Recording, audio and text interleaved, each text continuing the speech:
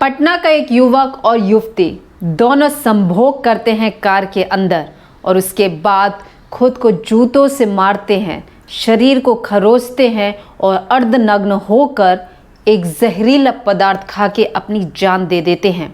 और इस मामले में पटना की पुलिस ने इतनी फुर्ती दिखाई कि रात में ही इन दोनों का पोस्टमार्टम करवा दिया और अंतिम संस्कार भी। ये वो सफ़ेद झूठ है जो आज हम आपको अपनी क्राइम कहानी में दिखाने जा रहे हैं।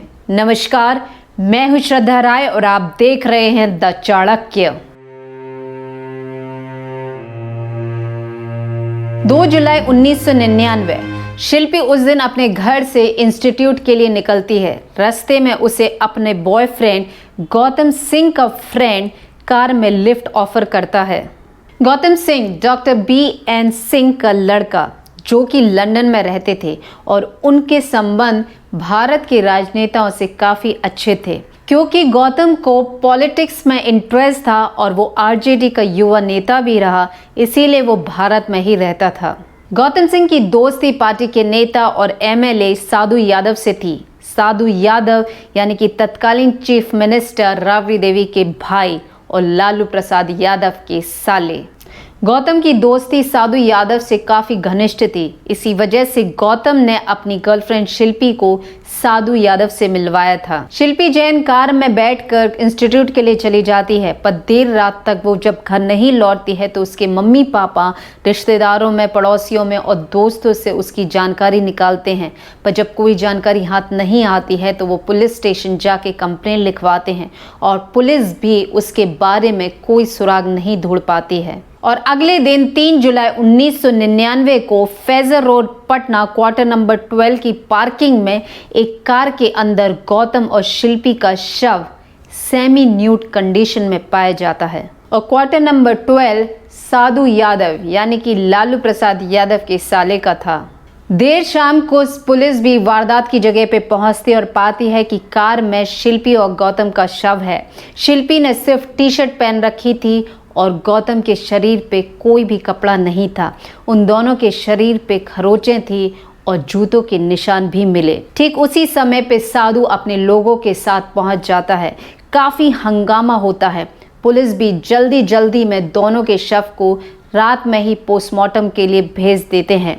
यहाँ तक कि उस कार को पुलिस खुद ड्राइव करके पुलिस स्टेशन ले जाती है। इससे पहले कि पोस्टमार्टम की रिपोर्ट आती, पुलिस ने इन दोनों के अंतिम संस्कार कर दिए।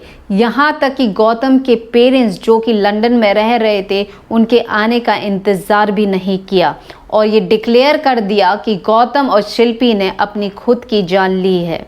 पर जब पोस्टमार्टम की रिपोर्ट आई तो लोगों के होश फाख्ता हो गए, क्योंकि रिपोर्ट के अनुसार शिल्पी के साथ सामूहिक दुष्कर्म किया गया था। उसके कपड़ों पे एक से ज़्यादा लोगों के वीर्य भी पाए गए थे। इन दोनों के शरीर पे यानी गौतम और शिल्पी के शरीर पे काफ़ी चोटें थी और इन दोनों को जूतों से पीटे जाने का मामला भी सामने आया। क्योंकि पोस्टमार्टम रिपोर्ट बाहर आ चुकी थी, इसलिए इस मामले ने काफ़ी तूल पकड़ लिया। इस वारदात के पीछे साधु यादव का नाम आने लगा। राबड़ी देवी को भी विपक्ष अब घेरने की तैयारी में था। यहाँ तक कि साधु यादव के साथ साथ कुछ और सांसद और नेताओं के नाम भी सामने आए। पुलिस भी इस केस पे जी तोड़ के मेहनत कर रही थी कि कैसे इस केस को दबाया जा सके, क्योंकि वो पहले ही कार को खुद चला के पुलिस स्टेशन ले गए, जिससे सारे फिंगरप्रिंट्स मिट गए। यहाँ तक कि पुलिस बस एक ही जाप रटती रही कि गौतम और शिल्पी ने पहले संभोग किया और उसके बाद दोनों ने अपनी जान ले ली। शिल्पी के माता पिता और भाई लगातार इंसाफ की गुहार करते रहे, पर गौतम के पिताजी और परिवार ने चुप्पी साधी रखी। 2 महीने के बाद भी मामला इतना गर्म था कि राबड़ी देवी की सरकार ने इस मामले की जांच CBI को सौंपने का आदेश दिया। CBI अपनी जांच शुरू करती है और साधु यादव से ब्लड सैंपल की मांग करती है, पर साधु यादव ने सैंपल देने से मना कर दिया।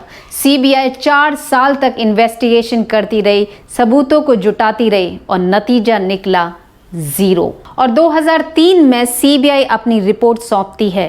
रिपोर्ट में सीबीआई ने ठीक वैसे ही लिखा था जैसे कि पहले पुलिस ने अपनी रिपोर्ट में लिखा था, यानी कि गौतम और शिल्पी ने पहले संभोग किया और फिर बाद में दोनों ने ही अपनी जान ले ली। यहाँ तक कि शिल्पी के शरीर पे और कपड़ों पे पाया गया वीर्य नहीं बल्कि पसीना था। ये रिपोर्ट सुनने के बाद शिल्पी का परिवार जरा भी संतुष्ट नहीं होता है और शिल्पी का भाई प्रशांत लगातार 3 साल तक इस केस के रीओपन करने का इंतजार करता है, मांग करता है, पर ये केस नहीं खुलता है और 2006 में अचानक से प्रशांत अगवा हो जाता है।